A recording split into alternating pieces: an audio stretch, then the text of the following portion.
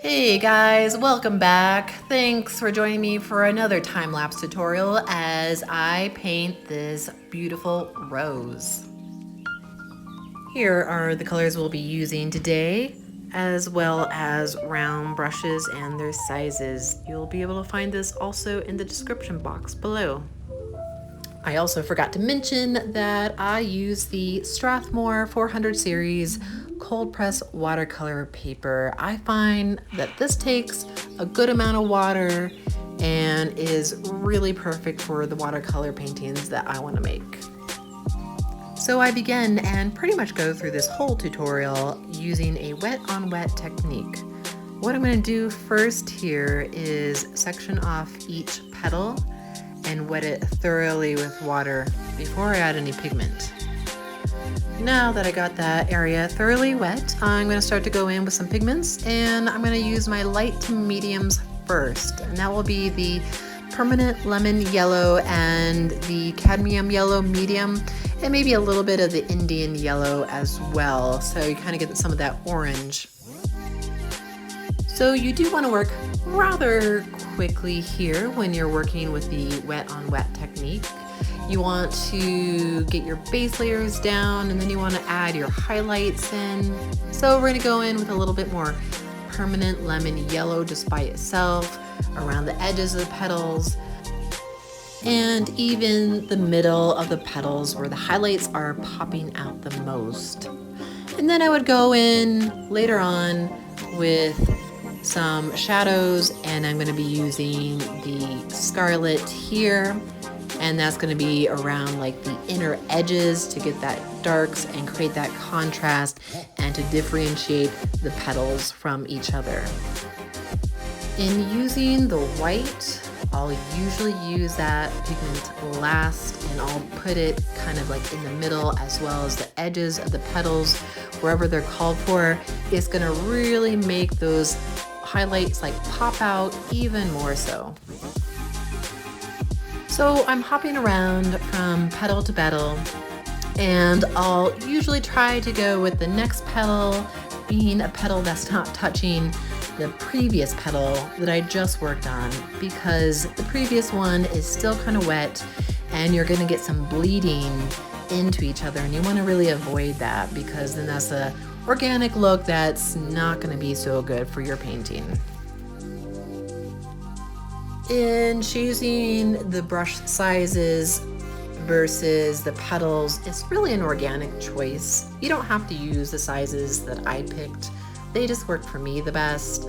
When I painted the larger petals, I would use the larger brushes. The smaller petals, I would use the smaller brushes. And then applying more details like the whites to the petals at the end of each petal, I would go for a smaller brush. But completely up to you. So by now I'm really immersed in this painting. You kind of find the flow. Once you get an idea of how to do the first couple of petals, you just get completely immersed in it, and it's just a great way to relax and unwind from your day. So thank you so much for making it this far in the video. If you like this video, please do give it a thumbs up and maybe even subscribe.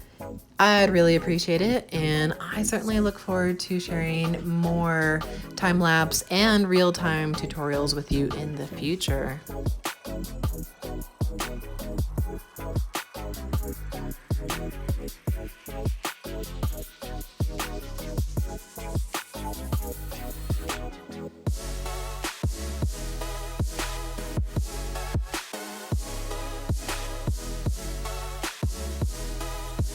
It's getting to that time in the evening where my hair is making its debut in this video.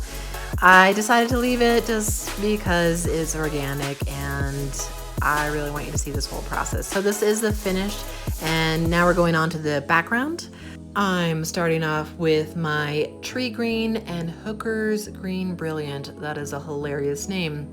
I'm using my greens before I use the blacks because you want to keep the vibrancy of the greens. If you go in with the black first, things are gonna get muddy and then the greens are not gonna pop out. So do your lights first, and usually, normally you would end with the darks. Normally, not always. So I'm also doing a wet on wet technique here, meaning again, going in and wetting that surface thoroughly first, and then going in with my greens, finishing with my blacks. And a quick side note, when you're using your colors, you might want to go a little bit richer because they'll dry a lot lighter. Voila, and we are done. So the best part now, peeling off the masking tape. And we use that masking tape to tape up the whole picture or each side, because when we apply that water, it's going to warp the paper. So the masking tape actually keeps the paper a little bit more flat and less warped, and you want to keep it on there until the painting is completely dry. Thanks so much, guys. Hope you enjoyed, and I'll see you next time.